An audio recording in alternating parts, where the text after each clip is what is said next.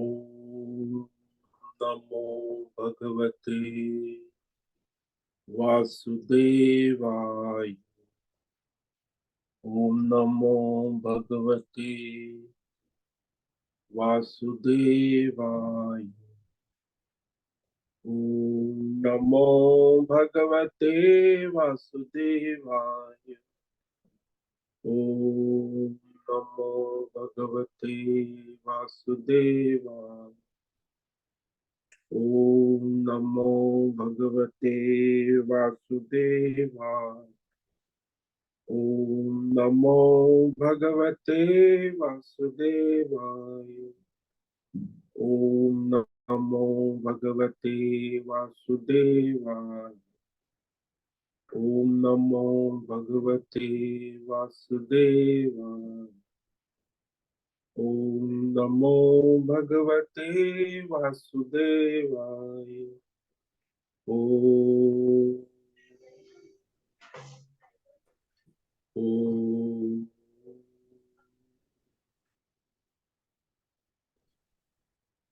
ओम। ओम श्री परमात्मने नमो नमः। ओम गंगणपतये नमो नमः। ओम सन सरस्वत्यै नमो नमः। ओम गुं गुरुभ्यो नमो नमः। ओम सहना भवतु सहनौ भुनक्तु सह वीर्यं करवावहै तेजस्विनावधीतमस्तु मा विद्विषावहै। ओम शांति शांति शांति। सदाशिवसमारम्भां शंकराचार्यमध्यमम् अस्मदाचार्यपर्यन्तां वन्दे गुरुपरम्परां। वन्दे गुरुपरम्पराम्। ॐ पार्थाय प्रतिबोधितां भगवता नारायणेन स्वयं व्यासेन ग्रथितां पुराणमुनिं मध्ये महाभारतम् अद्वैतामृतवर्षिणीं भगवतीम् अष्टादशाध्यायिनीम् अम्ब त्वामनुसन्दधामि भगवद्गीते भवद्वेषि वसुदेवसुतं देवं कंसचाणूरमर्दनं देवकी परमानन्दं कृष्णं वन्दे जगद्गुरुं। नमस्ते परमं ब्रह्म सच्चिदानन्दरूपाय निर्गुणाय नमस्तुभ्यं ओंकाराय नमो नमः। सर्वे दुर्गाणि तरन्तु सर्वे भद्राणि पश्यन्तु सर्वे सद्बुद्धिमाप्नोतु सर्वे सर्वत्र नन्दतु। ओम तत्सत। ओम ओम ओम।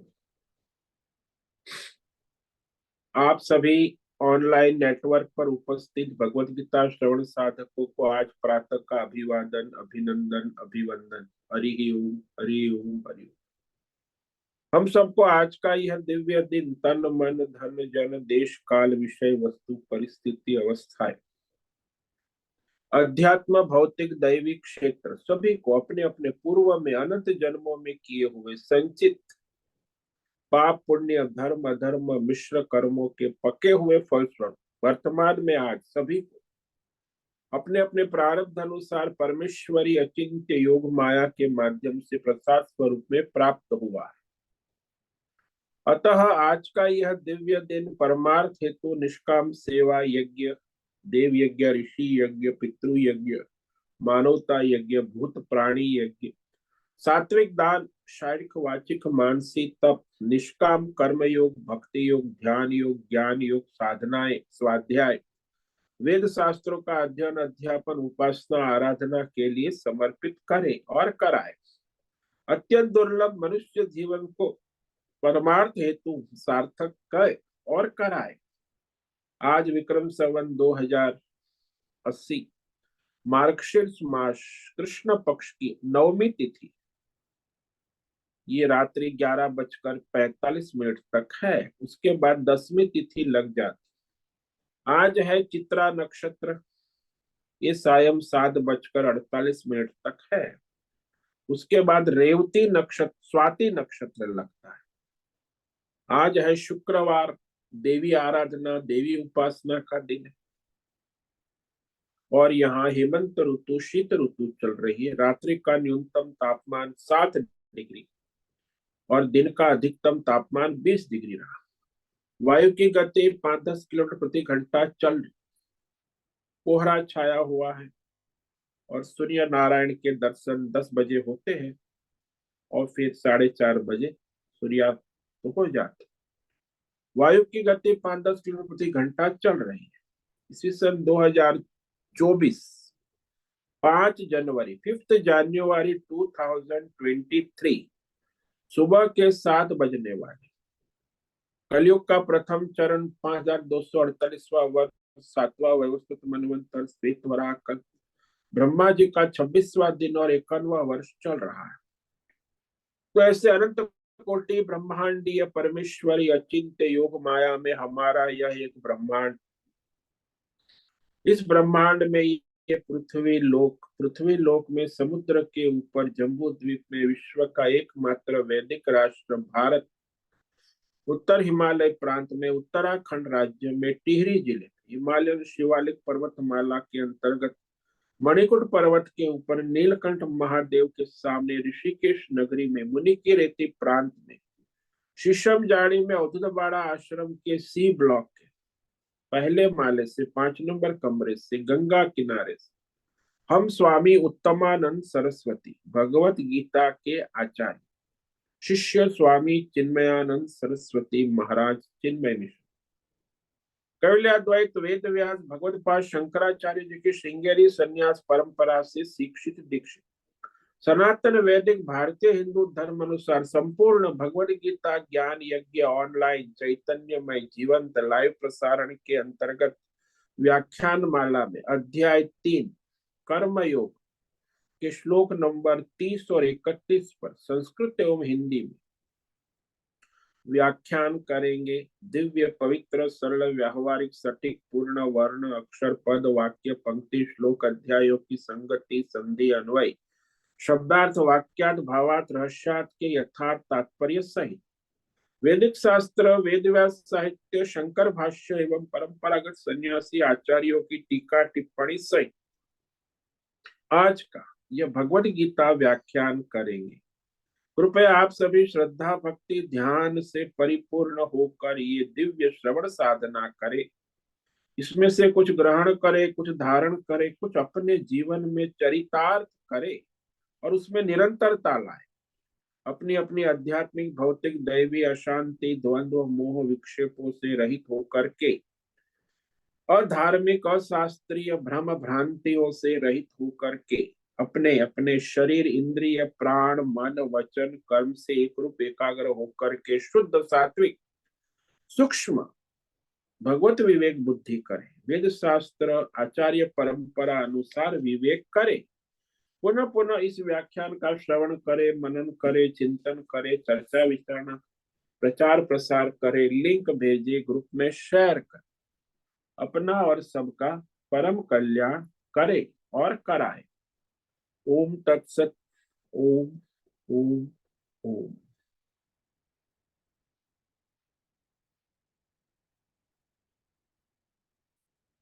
कल हमने श्रीमद् भगवद गीता अध्याय 3 कर्म योग के श्लोक नंबर 30 पर व्याख्यान किया था,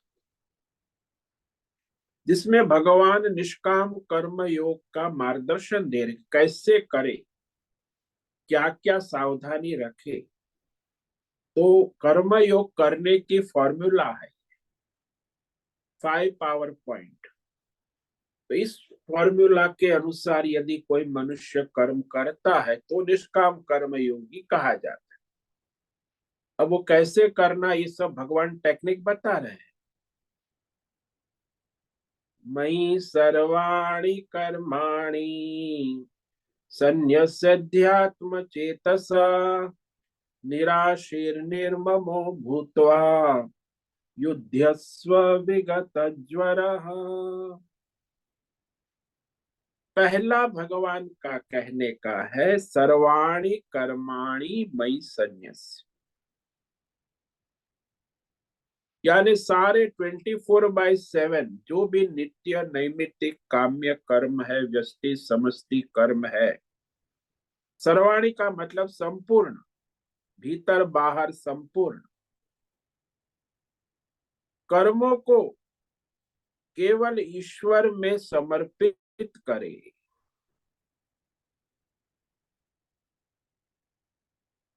यानी जैसे कोई मनुष्य है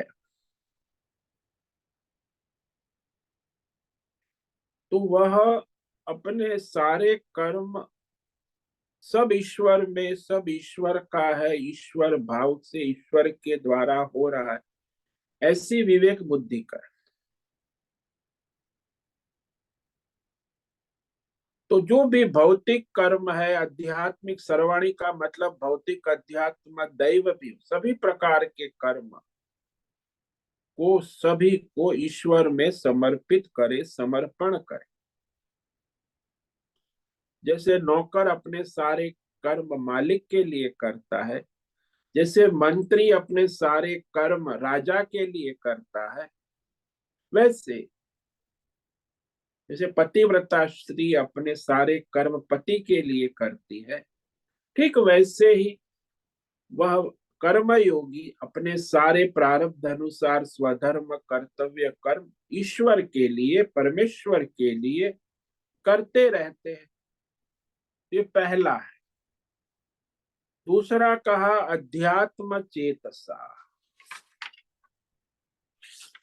अब अध्यात्म चेतस में बात ये है कि वह, उसकी चेतस यानी बुद्धि अंतर्यामी परमात्मा में निरंतर लगे रहे, अंतकरण।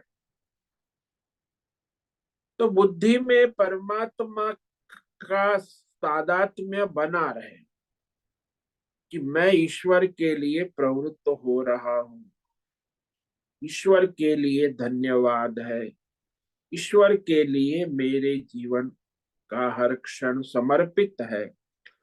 तो मैं जो, जैसे नौकर सेवक है वो मालिक के लिए, ऐसे ही वह अंतर्यामी परमात्मा के लिए समर्पित है। अध्यात्म चेतस। तो अध्यात्म परमात्मा के लिए जो कर्म में प्रवृत्त होता है, यानी विवेक बुद्धि से, विवेक बुद्धि से वो परमात्मा में प्रवृत्त,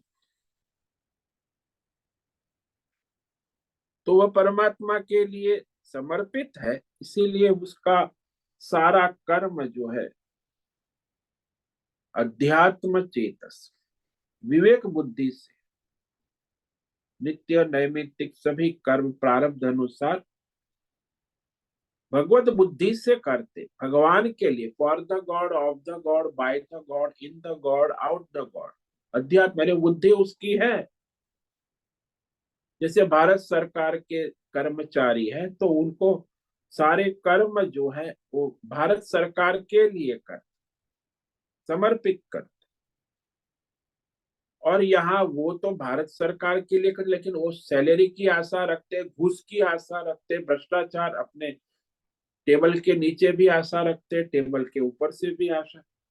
लेकिन यहाँ भगवान ने कहा निराशी, भगवान का जो निष्काम कर्म योग करने वाला है वो किसी भी लौकिक या वैदिक या इहलोक परलोक सांसारिक भौतिक अध्यात्म दैव फल की आशा नहीं करता, क्योंकि भगवान के लिए कर रहा है ना, तो निष्काम भाव से कर रहा है। तो आशा एक राम जी से दूजी आशा त्याग दे, जाहि विधि राखे राम ताहि। वो निराश, यानी निराशावादी नहीं है, अपना कार्य करता है, लेकिन फल मुझे ऐसा ही मिलना चाहिए, ये मिलना चाहिए, मेरी कामना पूरी होनी चाहिए, ऐसा नहीं हुआ वैसा हुआ, ये सब उसके मन में द्वंद्व नहीं रहता। समर्पण भाव से कार्य करता है। और निर्ममः, तो वह कोई भी विषय संसार के अध्यात्म भौतिक दैव में मोह ममता नहीं, ये सब भगवान का है, इसमें मेरा तेरा क्या है। निर्मम का है कि न मम, ये मेरा नहीं है, वो भगवान का है और सब भगवान का प्रसाद है। तो यहाँ वह निरंतर भगवत भाव में रहते, निर्ममा। और फिर कहा पांचवा जो है पावर पॉइंट, वो कहा विगत ज्वर।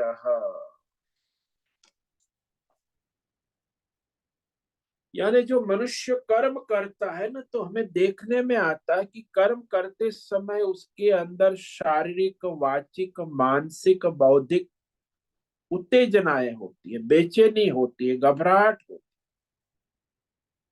उसकेराहट होती है, तो वह चंचलता देखी जाती है।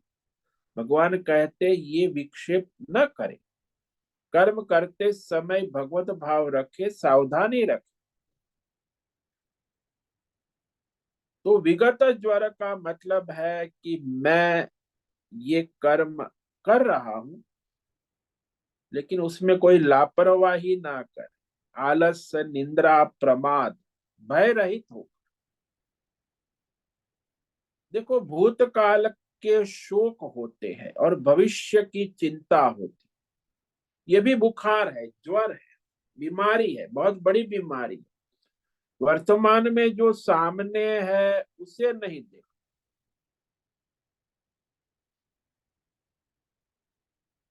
तो कोई हमें सामने है, कल एक भाई साहब मुझे पूछ रहे थे कि आप कहाँ रहते हैं, मैं बोला आपके सामने हूँ, ऋषिकेश में।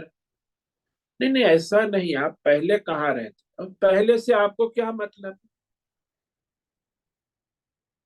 तो मैंने कहा मैं रहता यहाँ हूँ, जीना यहाँ, मरना यहाँ, इसके सिवा जाना कहाँ। यही है, वर्तमान में तो सब जीते हैं और वर्तमान में ही तो मरते हैं। कोई भूतकाल में नहीं मरता है, न कोई भविष्य में मरता है। जब मरेगा तो वर्तमान में ही मरेगा, और जिएगा तो वर्तमान में ही जिएगा। तो वर्तमान ही जीवन है। तो ये जो भूतकाल और वर्तमान काल का जो भूत सवार हो गया है मानव जाति, यही ज्वर है, संताप है, शोक है, विषाद है, जिसके अंग्रेजी में एंजाइटी है। अरे भाई, तुम अपना वर्तमान में ईश्वर ने सामने जो दिया है वो प्रारब्ध अनुसार नित्य नैमित्तिक कर्तव्य स्वधर्म कर्म करो। भगवान ने यह अर्जुन को इसीलिए कहा कि अर्जुन को मन में लगता है कि ये मेरे स्वजन है, भीष्म है, द्रोण है, कौरव है, मेरे भाई बंधु है, मेरे द्वारा मारे जाएंगे। इसका उसे विषाद शोक कि मेरा परिवार, मेरे गांव वाले, मेरा राष्ट्र, मेरी प्रकृति, मेरा विश्व, अरे मेरा मेरा मेरा, ये सब। तो ये शोक अपने स्वजनों के लिए भी किया जाता है, संसार के लिए भी किया जाता ओम है। नमो तो कहते नारायण। भविष्य की चिंता ना करे। विगत ज्वर का मतलब है तनाव से रहित होकर, टेंशन रहित, जो हो रहा है उसके ऊपर ध्यान दे। जो हो गया उसकी चिंता छोड़े, शोक छोड़े, जो होगा उसकी चिंता छोड़े। हो रहा है, ये विगत ज्वर का मतलब है कि वर्तमान में जो हो रहा है उस पर अपने मन, बुद्धि, शरीर और कर्म को केंद्रित करें। तभी आप ठीक से अपने स्वधर्म, कर्तव्य, कर्म, निष्काम योग कर सकते। यदि भ्रमित हो गए, तो वर्तमान में हम अपना स्वधर्म करते हैं। मालिक ईश्वर है, सबका मालिक ईश्वर है। जैसे हमने दृष्टांत दिया ना कि वो दुकान का मालिक है, व्यापार उसका है, घाटा भी उसका है, मुनाफा भी उसका है। वो जो सेवक आता है, सुबह 9 से रात को 9 12 घंटा नौकरी करता है, वो अपनी तनख्वाह लेता है। फायदा हुआ तो भी दुकान के मालिक का, घाटा हुआ तो भी दुकान के मालिक का। वो तो सेवक है, मालिक की जो आज्ञा है उस अनुसार वो मालिक की सेवा में लगा। तो यही बात जैसे संसार में देखा जाता है, आजकल तो सरकारी उद्योग कम हो गए, लेकिन पहले बहुत सारे सरकारी उद्योग चलते। वो सारे सरकारी उद्योग है, उसमें सरकारी अधिकारी जो है वो सारा काम देखभाल करते। तो सरकारी उद्योग में जो नफा नुकसान होता है वो तो सरकार को ही होगा। सरकारी अधिकारी को तो जो तनख्वाह मिलती है, सैलरी मिलती है और घूस मिलती है यहाँ वहां उल्टा सीधा, तो वो सब बना लेते हैं अपना घर, मकान, बंगला। लेकिन अधिकारी को यदि कोई कंपनी में, उद्योग में नुकसान हो गया सरकार, तो उसे अपने घर से कुछ देना नहीं पड़ता, और लाभ हो गया तो उसे कुछ मिल नहीं सकता। इसीलिए विगत ज्वर यानी सर्वथा शोक, विषाद, चिंता, तनाव, टेंशन, भय, एंजाइटी, व्याकुल, ये सब पर्यायवाची शब्द है। भगवान ने ज्वर शब्द का है, संताप, बुखार। तो उससे रहित रहना सीखे, ये भी एक सीखने की कला है, अभ्यास करना आवश्यक। क्योंकि भगवान ने ये 5 बातें कही, सर्वाणी कर्माणि, सभी कर्म ईश्वर अर्पण करे। एक, दो, निरंतर भगवत बुद्धि बनाए रखे, यानी भगवान के साथ अध्यात्म चेतसा, और फिर निरंतर फल और चिंता छोड़े, निराशी।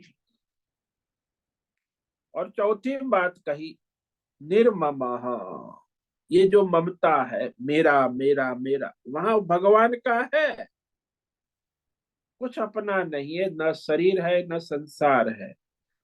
तो ममता रहित होकर विगत ज्वर, ज्वर अर्थात शोक संताप, इसको भगवान कहते विगत, छोड़ दे तत्काल, यही तुम्हारी समस्या का कारण। लेकिन ये तो भगवान कह रहे हैं, लेकिन हम चाहते हम छोड़े। क्या ये छोड़ना आसान है? अरे भाई, ये जो मनुष्य के लिए, साधारण मनुष्य के लिए ये आसान नहीं है। इन्हें छोड़ पाना कोई साधारण काम नहीं है। जो धर्मात्मा है अर्जुन जैसा, वो तो शायद छोड़ सकता है। जो परमार्थ चाहने वाला है, श्रद्धा वाला है, वो छोड़ सकता है, जिसके जीवन का लक्ष्य परमार्थ है। बाकी जिसके जीवन का लक्ष्य संसार है, वो कुछ नहीं छोड़ सकता। वो तो संसार को इकट्ठा करने लगा है, अपनी कामना वासना में डूबा है। लेकिन जो मोक्षार्थी है, श्रद्धा पूर्वक विवेक कर रहा है, तो वह दैवी गुण वाला है, जिसके अंदर दैवी गुण, सत्य, अहिंसा, दया, करुणा, संयम, नियम, धर्मात्मा है, दैवी गुण वाला, वो इसको छोड़ सकता है, शोक, विषाद, संताप को। बाकी कोई छोड़ नहीं सकता, क्योंकि उनका लक्ष्य ही संसार है, और संसार का दूसरा नाम ही शोक है।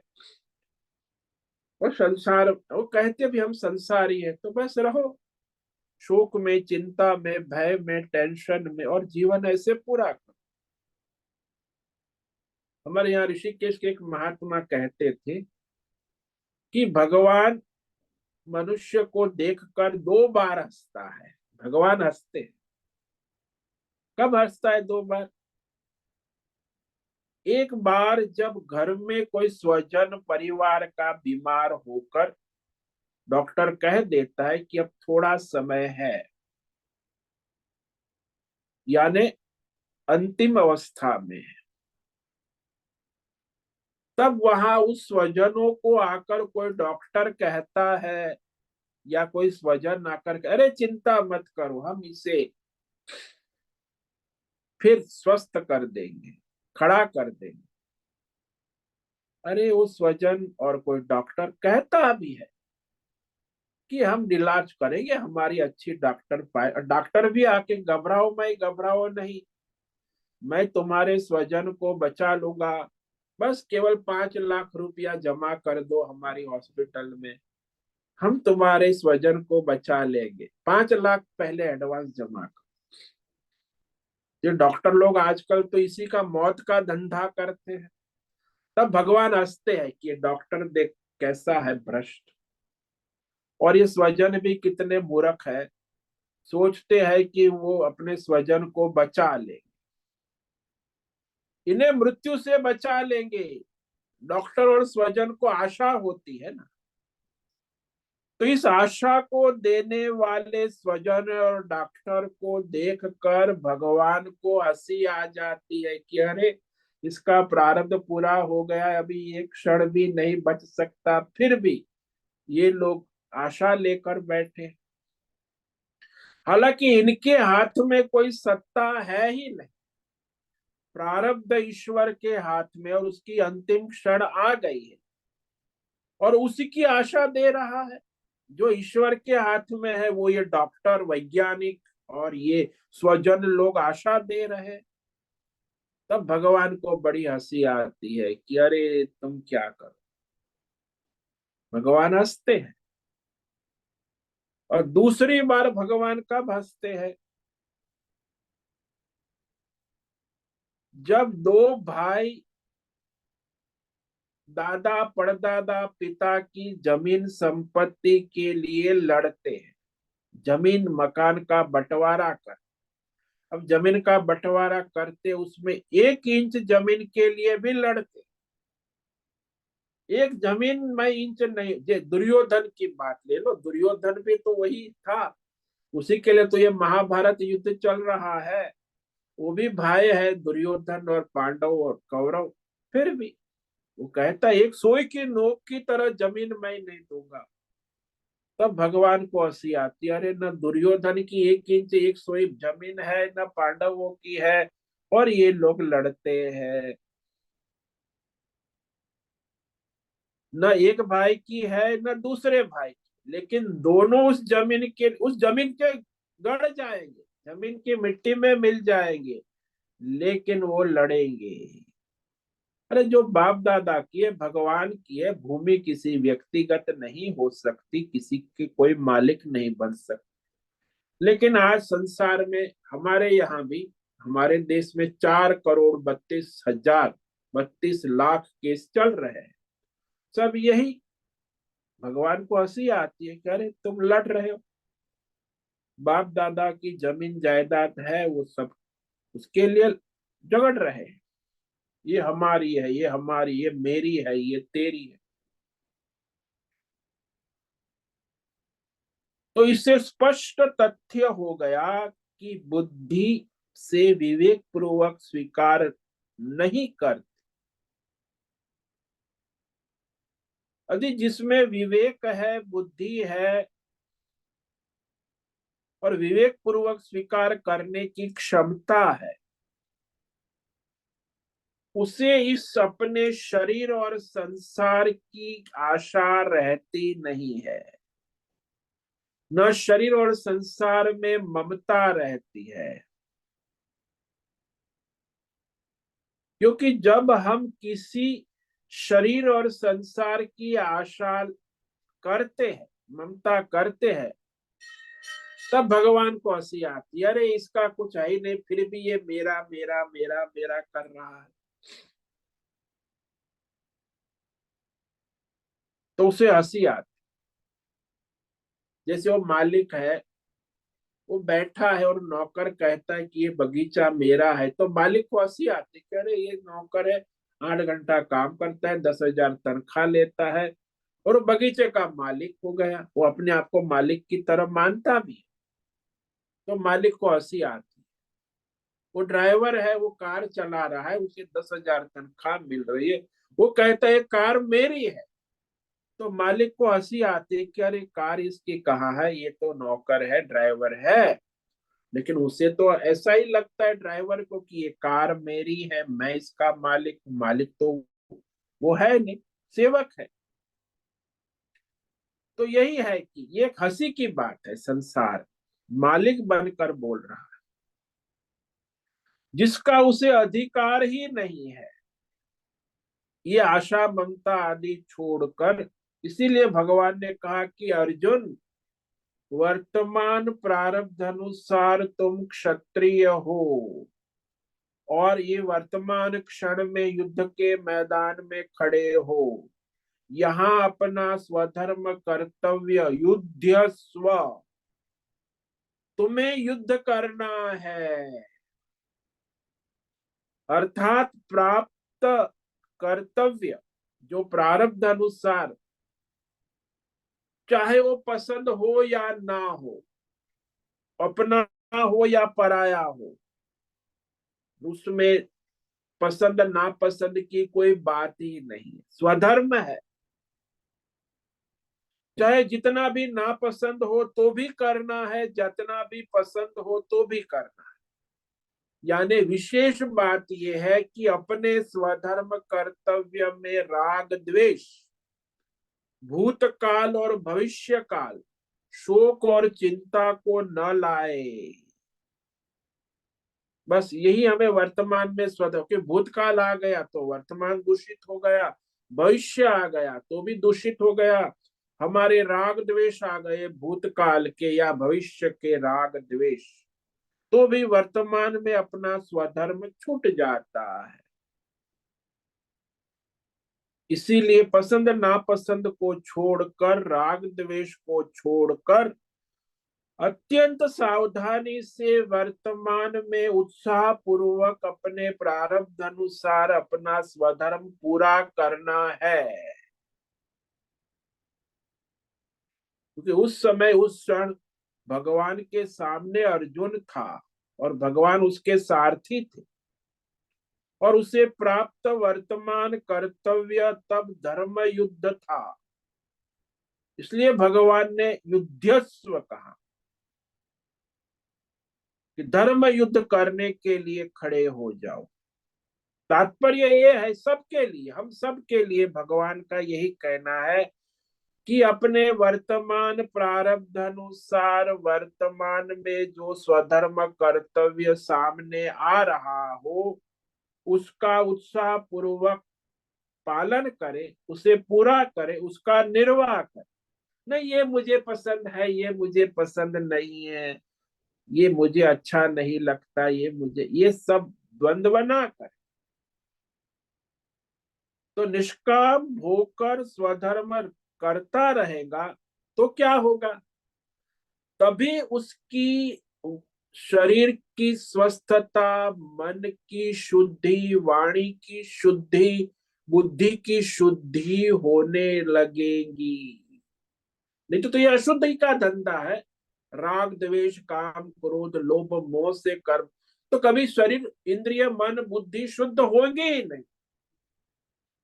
अब आप शुद्धि चाहते हैं, वाणी की शुद्धि, मन की शुद्धि, बुद्धि की शुद्धि, शुद्धिकरण की प्रक्रिया ही ये है कि निष्काम भाव से ईश्वर समर्पित अपना स्वधर्म करो।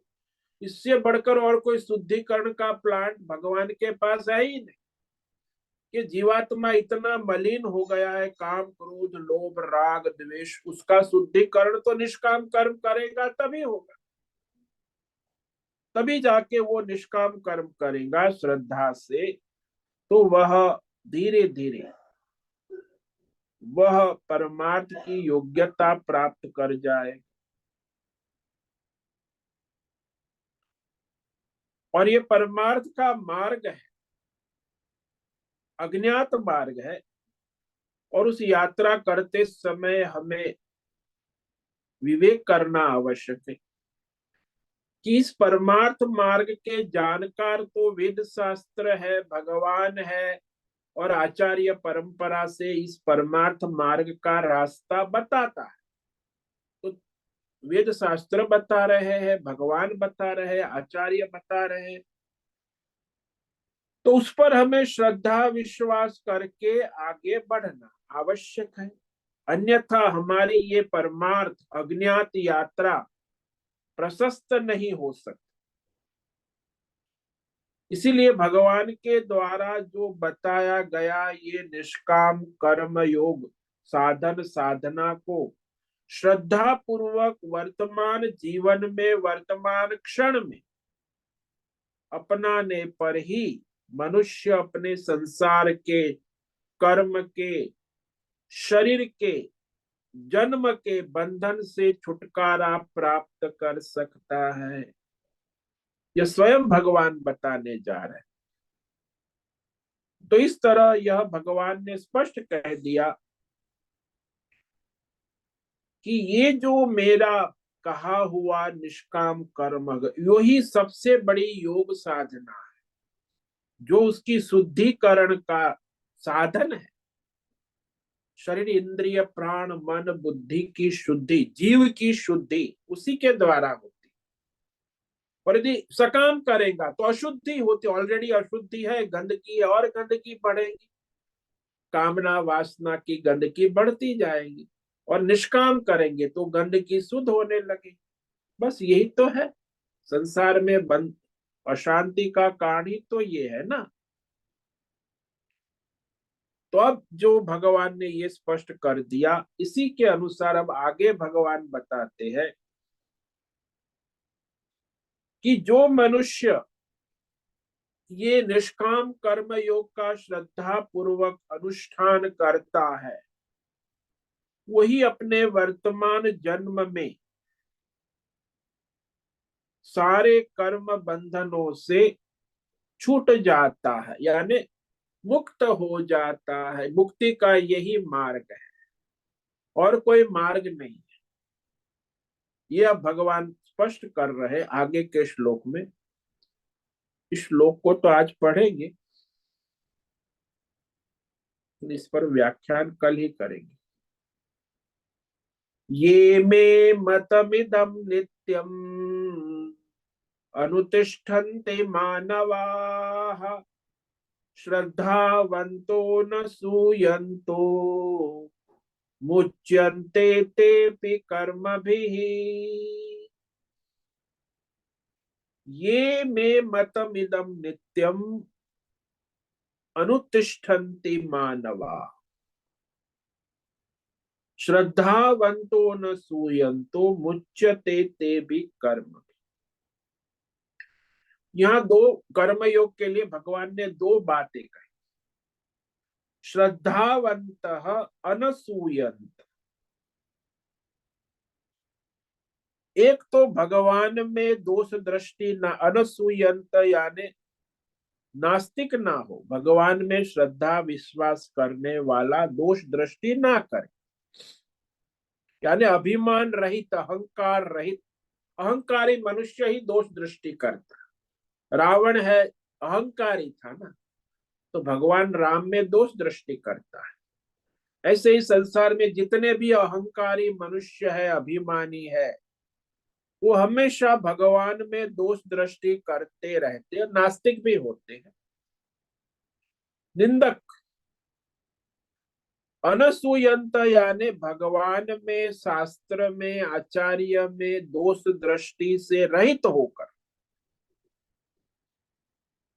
शास्त्र में भगवान में आचार्य परंपरा में श्रद्धा युक्त होकर, दो बात कही, दोष दृष्टि रहित होकर और श्रद्धा से युक्त होकर, मैं इदम मतम, मेरा ये जो निष्काम कर्म योग का रहस्य है उसे जाने, और जानकर नित्यम अनुतिष्ठन्ति, नित्य 24/7 सदा सर्वदा सर्वत्र सब में वर्तमान प्रारब्ध अनुसार ईश्वर समर्पित भाव से अपना स्वधर्म नित्य अनुतिष्ठन्ति अनुष्ठान करता है, अनुसरण करता है, यानी इस प्रकार चलता है, नित्य नियम से चलता है।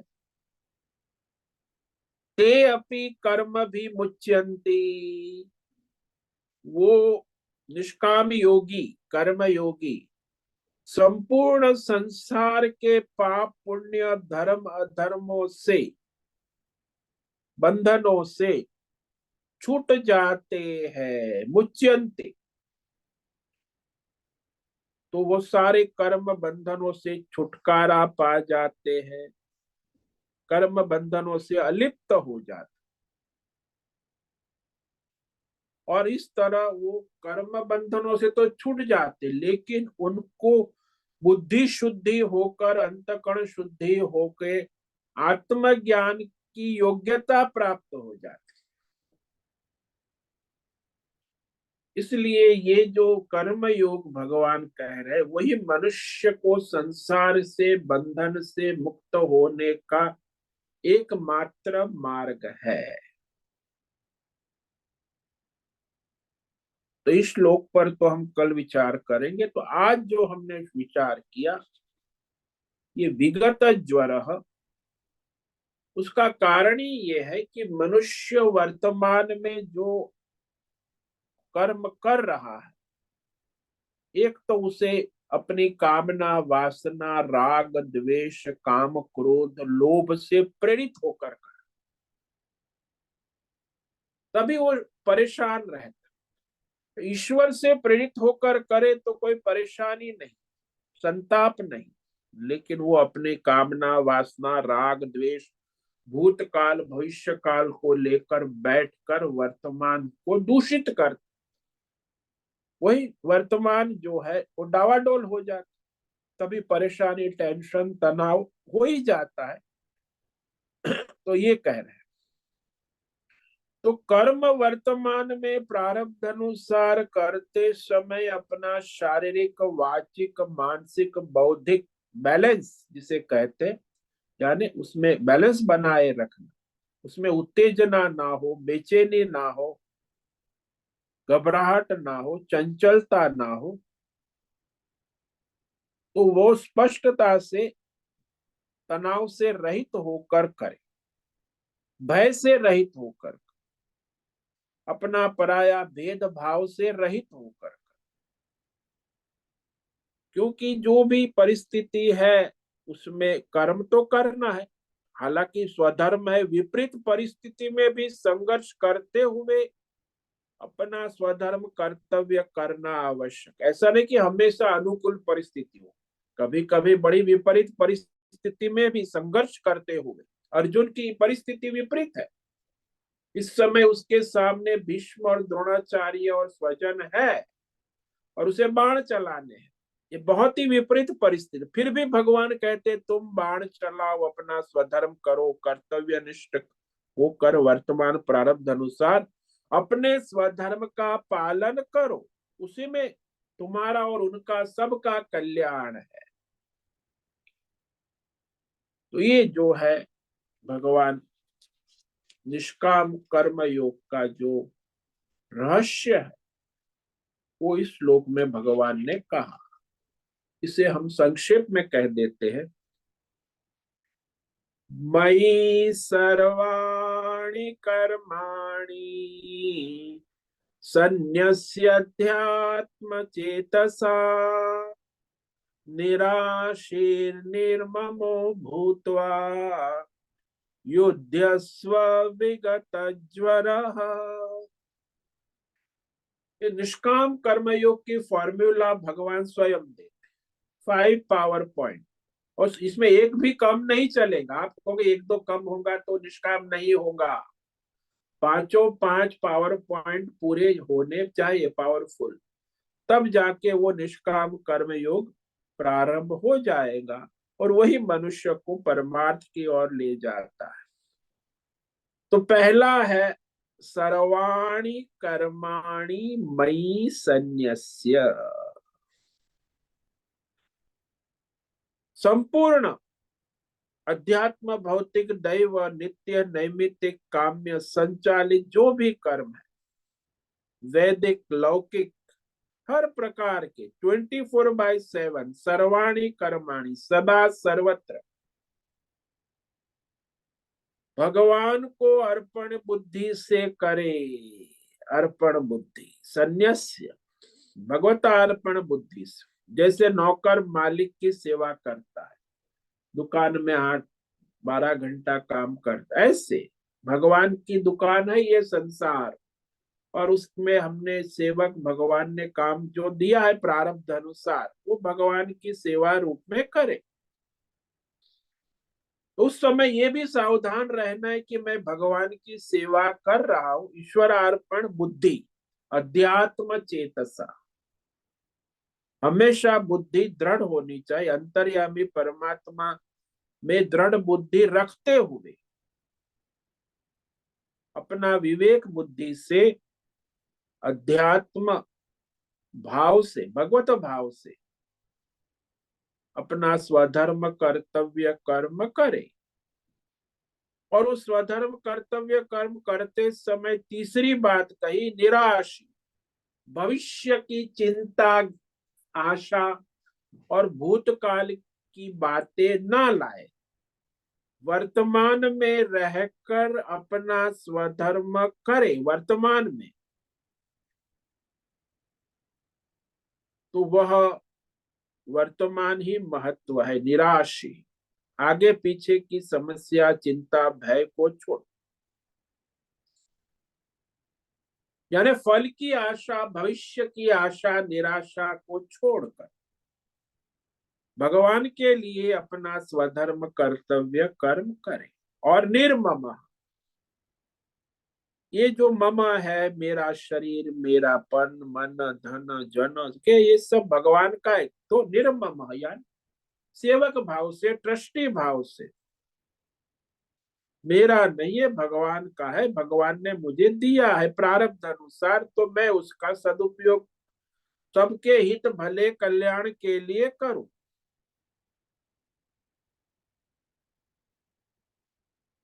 तो वह निर्मम हो गया। मेरा, मैं और मेरे लिए है ऐसा नहीं, भगवान का है, भगवान के लिए, सबके लिए, सबका हित भला हो। नहीं कि अपने शरीर, घर, पुत्र, परिवार, धन संपत्ति, ये सब मेरा, मेरा कुछ नहीं, सब भगवान का है, तो भगवान के लिए है, भगवान से प्राप्त है, भगवान उसी के मालिक। इस तरह निर्मम, न मम, मम आ गया तो फिर वो आप बंधन में आ गए, निर्मम है तो आप स्वतंत्र है, भगवान की सेवा है। और पांचवी बात, विगत ज्वर, तो स्वधर्म कर्तव्य कर्म वर्तमान क्षण में करते हुए शारीरिक, मानसिक, वाचिक, बौद्धिक उत्तेजना, बेचैनी, घबराहट, चंचलता, विक्षेप ना होने दे, सावधानी से करे। तो जैसे वो कुश्ती लड़ता है ना पहलवान, तो भी वर्तमान में रिंग में आमने सामने, तो सावधानी से अपनी कुश्ती लड़े। अर्जुन को भी यहाँ विपरीत परिस्थिति है, और संघर्ष करते हुए वो अपना धर्म युद्ध करे। ऐसे ही हम भी अपने वर्तमान क्षण में जो परिस्थिति है, उसमें जो देश काल परिस्थिति अवस्था के अनुसार अपना स्वधर्म कर्तव्य कर्म शास्त्र और परंपरा अनुसार ठीक से करें। विगत ज्वर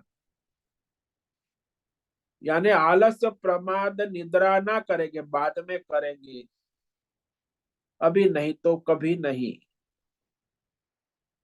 तो ये शोक चिंता रहित तो होकर, जिसे आजकल टेंशन कहते, तनाव कहते, 99% लोग तनाव में, टेंशन में, घबराहट में, विषाद में रहते हैं। क्योंकि उसका कारण ये है कि उन्हें एक तो स्वधर्म का ही बोध नहीं है कि मुझे भगवान ने क्या काम दिया है, तो वो करना जानकर अच्छी तरह वर्णाश्रम, धर्म, देश काल परिस्थिति अनुसार वर्तमान में अपना स्वधर्म कर्म प्रारब्ध अनुसार विपरीत परिस्थिति में भी संघर्ष पूर्वक अपनी कर्तव्य निष्ठा को बनाए रखना, इसी को युद्धस्व कहा, और यही उसके लिए कल्याणकारी है।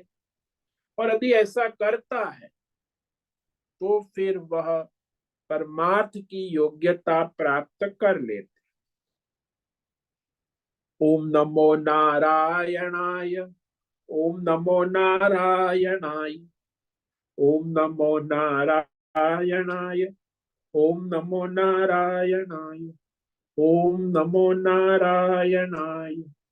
कायेन वाचा मनसेन्द्रियैर्वा बुद्ध्यात्मना वा प्रकृते स्वभावा करोमि यद्यत् सकलं परस्मै नारायणायेति समर्पयामि। ओम सर्वे भवन्तु सुखिनः, सर्वे सन्तु निरामयाः, सर्वे भद्राणि पश्यन्तु, मा कश्चित् दुःखमाप्नुयात्। अस्तु मा सद्गमय, तमसो मा ज्योतिर्गमय, मृत्योर्मा मृतंगमय। ओम पूर्णमद पूर्णमिदं पूर्णात् पूर्णमुदच्यते पूर्णस्य पूर्णमादाय पूर्णमेवावशिष्यते। ओम शांति शांति शांति। शंकरं शंकराचार्यं केशवं बादरायणं सूत्र भाष्य कृतौ वंदे भगवन्तौ पुनः पुनः। ईश्वरो गुरुरात्मेति मूर्ति भेद विभाग व्योमवद् व्याप्त देहाय दक्षिणामूर्तये नमो नमः।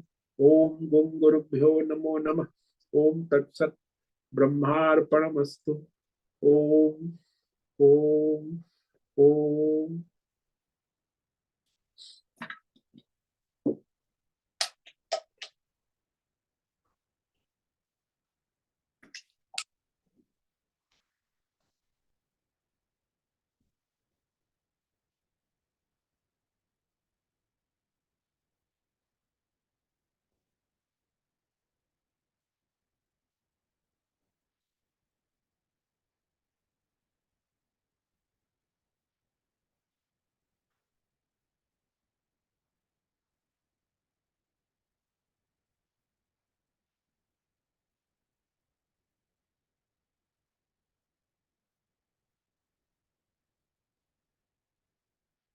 प्रश्नोत्तरी का समय है, किसी भी साधक को प्रश्न है अभी पूछ सकते।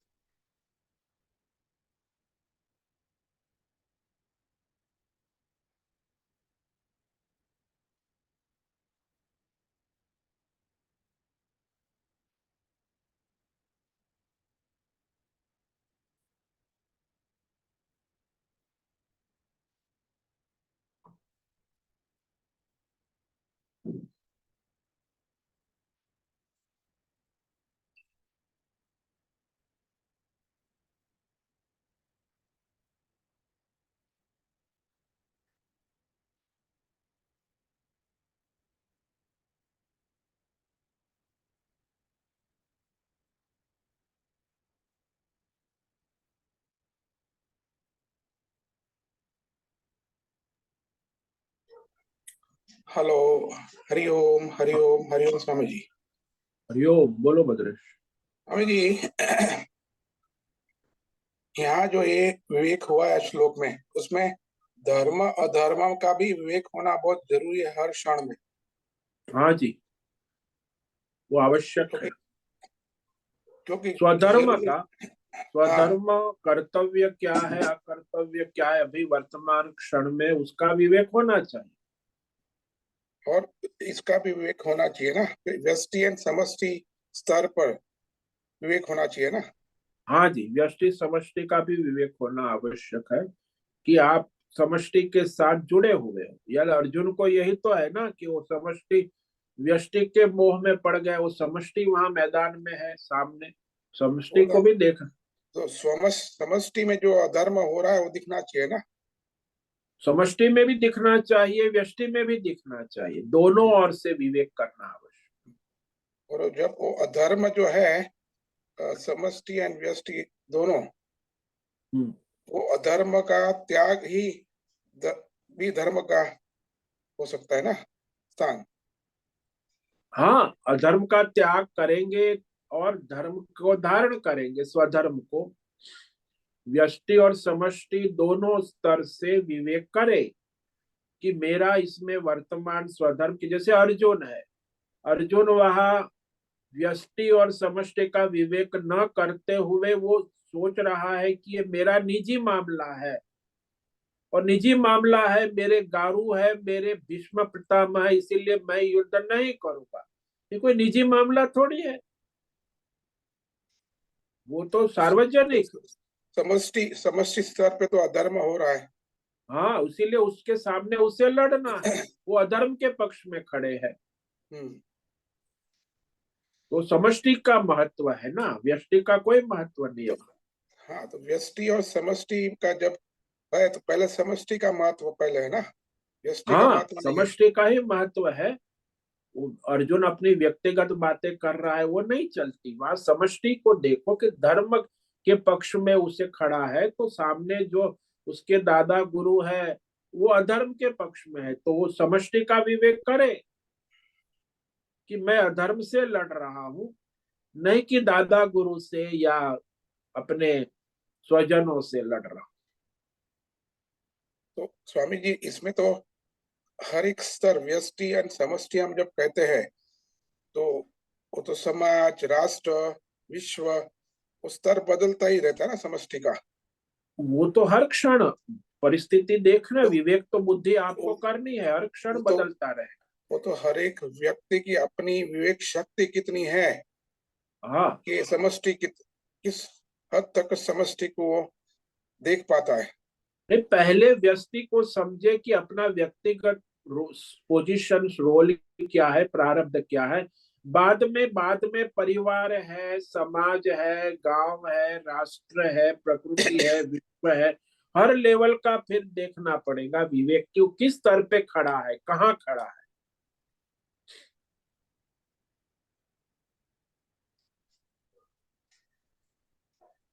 तो ये जो विवेक है वहां उसे धर्म अधर्म का पूरी तरह से विवेक करना पड़ेगा। हाँ, बुद्धि में ज्ञान स्पष्ट होना चाहिए कि धर्म क्या है, अधर्म क्या है। खिचड़ी करेगा तो खिचड़ी पकेगी, अधर्म करेगा तो अधर्म होगा। धर्म करेगा क्योंकि वहां तो जैसा अस्त्र चलाएगा वैसा ही उसका तुरंत तो कर्म का मीटर चढ़ जाएगा। धर्म तो धर्म करेगा तो धर्म का मीटर चढ़ेगा, अधर्म करेगा तो अधर्म का मीटर। धर्म अधर्म की खिचड़ी पकाएगा तो खिचड़ी मीटर चढ़ेगा। तो ये जो विवेक है वो तो बड़ा सूक्ष्म विवेक हो गया। हाँ, तो वो तो अर्जुन भी नहीं कर पा रहे, भगवान उसे समझा रहे हैं। अर्जुन भी इतना बुद्धिमान है, समझदार है, धर्मात्मा है। क्योंकि वो व्यष्टि का पल्ला हमेशा भारे होता है, समष्टि व्यष्टि का पल्ला भारे होता है, समष्टि का विवेक सूक्ष्म हो जाता है। हाँ, वो व्यष्टि और मोह व्यष्टि में। में भी, हाँ व्यष्टि में भी वो मोह, कामना, वासना उसका पलड़ा भारे होता है। हाँ, राग द्वेष काम क्रोध लोभ मोह उसी में व्यष्टि में डूब जाते हैं, तो फिर वो स्वधर्म भी छूट जाता है ना। वहां समष्टि तो आएगी नहीं। समष्टि कहाँ आएगी, वो तो अपने व्यष्टि राग द्वेष मोह काम क्रोध लोभ में डूब गया है। जो शराबी है उसको व्यष्टि का, उस समष्टि का क्या करे, उस शराब के नशे में चकचूर है। समष्टि का अधर्म दिखने लगे हम्म। तो समष्टि को प्रावधान ज्यादा देना चाहिए। हाँ, तो समष्टि कर्तव्य है, वही तो यहाँ व्यष्टि का भी महत्व है और समष्टि का भी महत्व है। हम कह सकते हैं कि जब परिस्थिति क्या है वहां वर्तमान देखना आवश्यक है। अर्जुन की परिस्थिति वर्तमान व्यष्टि नहीं है, समष्टि है। हाँ, तो वहां उसका उसका वो जो अधर्म हो रहा है हस्तिनापुर स्तर पे, वो समष्टि है। हाँ, और वो जो विवेक कर रहा था अपने व्यष्टि लेवल का। व्यष्टि व्यक्तिगत स्तर पे कर रहा था, यही तो उसका भ्रम मोह मोह है ना, व्यक्तिगत। इसलिए तो मनुष्य ज्यादातर विवेक अपने व्यक्तिगत राग द्वेष मोह काम क्रोध लोभ के कारण निर्णय करता है कि मुझे ठीक लगता है, लेकिन वो समष्टि का विचार नहीं करता, ईश्वर का, शास्त्रों का, धर्म का विचार नहीं करता।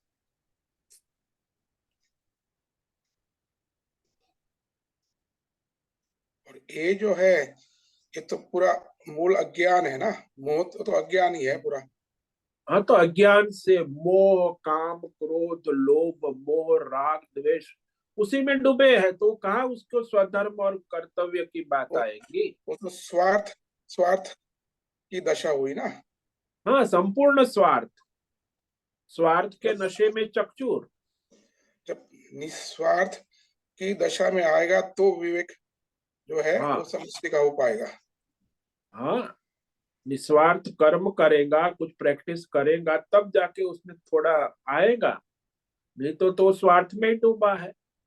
अपने स्वार्थ मतलब क्या? अपने राग द्वेष काम क्रोध लोभ मोह को प्राधान्य देकर निर्णय करना, जीवन जीना। तो वो समष्टि का विवेक भी नहीं है, व्यष्टि का विवेक भी नहीं है, पूरी पतन दुर्गति। प्राधान्य उसने न अपने को दिया है, न समष्टि को, न धर्म को। प्राधान्य उसने अपने राग द्वेष काम क्रोध लोभ मोह को दिया। उसका सेंटर गलत है ना। उसी के अनुसार निर्णय करता है, उसी के अनुसार व्यवहार करता है, उसी के अनुसार उठा पटक करता है संसार में, फिर वो परेशान तो रहेगा ही। भेदभाव भेद भ्रम।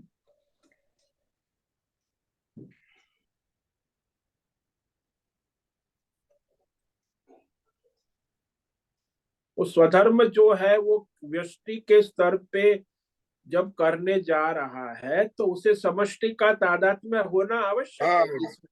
समष्टि का तादात्म्य का पूरा भान होना चाहिए। हाँ, अकेला वो समष्टि का व्यष्टि तादात्म्य नहीं रहेगा तो स्वधर्म कैसे होगा? स्वधर्म वो। व्यक्तिगत स्तर पे हो ही नहीं सकता। हाँ, व्यक्तिगत स्तर पर तो अपने राग द्वेष काम क्रोध लोभ मोह में डूब जाएगा। तो स्वधर्म जब करना है जीव को तो उसको समष्टि का विवेक करना ही पड़ेगा। हाँ, उसके बिना कैसे वो अपना स्वधर्म करेगा? क्योंकि वो मैदान में है, सब वहां आसपास है, परिवार है, समाज है, राष्ट्र है, सब है। वो अकेला थोड़ी है।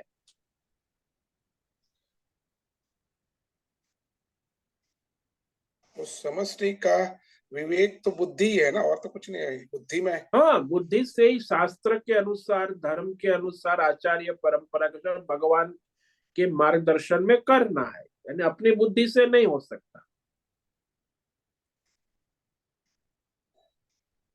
पहले तो समष्टि का भान होना, वही तो पहला स्तर है ना। हाँ, भान होके बाद में शास्त्र आचार्य बाद में उसका है। बुद्धि से विवेक करे। जब व्यष्टि का ही नशा चकचूर होता है तो समष्टि का तो कोई अस्तित्व ही नहीं होता वहां। नहीं, समष्टि से कोई मतलब ही नहीं है ना। वो तो अपने व्यक्तिगत राग द्वेष काम क्रोध लोभ, आज 99% तो वैसा ही जीवन जी रहे हैं। उनको समष्टि से क्या लेना? वो तो पूरी पशु अवस्था हुई। हाँ, तो वो तो नशा है।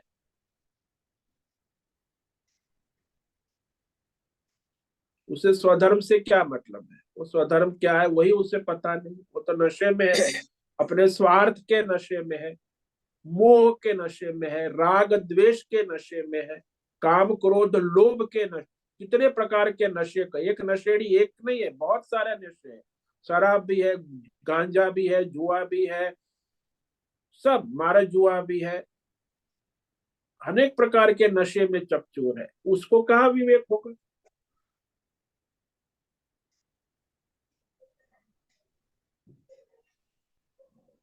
समष्टि का विवेक बहुत ही बुनियादी है स्वधर्म में। हाँ, उसके बिना कैसे उसे विवेक होगा कि वो अकेला थोड़ी है संसार में। आप जैसे, वो बैट्समैन आ रहा है तो खेल रहा है, तो कोई थोड़ा अपना स्वयं थोड़ी खेल रहा है अपने लिए।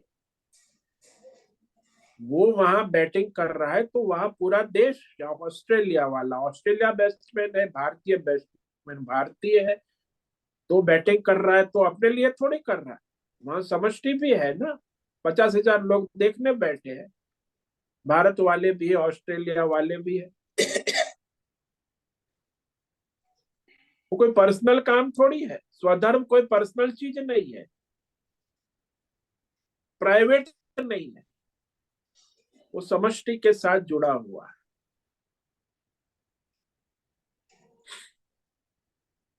हाँ स्वामी जी, समष्टि का विवेक बहुत ही मूलभूत है। हाँ, तभी तो स्वधर्म करेगा। ये तो इंद्रिय विषय भोग जो है उसी में डूब हाँ, जाएगा। उसी में अपने इंद्रिय विषय भोग, अपने व्यक्तिगत राग द्वेष काम क्रोध लोभ मोह के नशे में डूबा रहेगा। जो शराबी ऐसे ही मर जाता है कुत्ते की मौत, ये लोग भी ऐसे ही मरते हैं अपने राग द्वेष काम क्रोध लोभ के नशे में। उनके जीवन में कुछ न धर्म है न परमार्थ है, पशुवत जीवन है, पशुवत मृत्यु है। रास्ते में मर गया पशु तो उसकी क्या मृत्यु का महत्व है?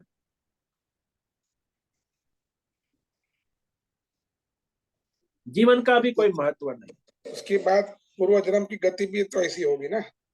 हाँ, आगे के जन्म भी वैसी दुर्गति है, और क्या। वर्तमान में दुर्गति है तो भविष्य में थोड़ी, पूर्व आने वाले जन्म में दुर्गति के सिवा क्या मिलेगा उसे।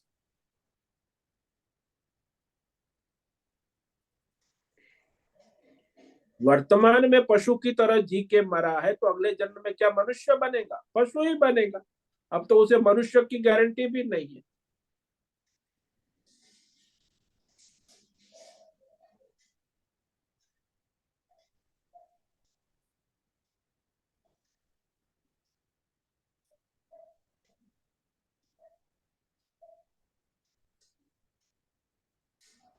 पूरी अज्ञान अवस्था से छुटकारा जो है उसका पहला स्टेप यही सत्संग ही है, और कोई नहीं है।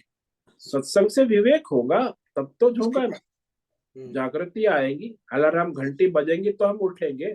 अज्ञान निद्रा में सोए हैं तो ये तो सत्संग है, अलार्म का काम करता है ना। घंटी बजेंगी, आपको 4 बजे का अलार्म रखा है, नहीं तो आप तो अज्ञान निद्रा में सोए। ठंडी यदि 5 डिग्री ठंडी है, 3 कंबल ओढ़ के सो गए तो आपको अलार्म बजेगा तो सुनाई देगा, तो उठ जाएंगे।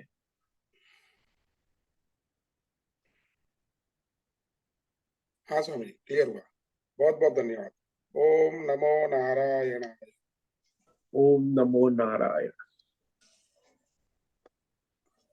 ठीक है, आज का समय यहाँ पूर्ण हो रहा है। सभी साधकों को आज का ओम नमो नारायण। ओम नमो नारायण स्वामी जी। साधकों को आज का ओम नमो नारायण स्वामी जी। ओम नमो नारायण स्वामी जी। बोध से निवेदन है आज का सत्संग पूर्ण करें। ओम नमो नारायण। ओम नमो नारायण। आज का यह दिव्य सत्संग हम यही पूर्ण करते हैं। सभी साधकों को ओम नमो नारायणाय। सभी साधकों को ओम नमो नारायणाय।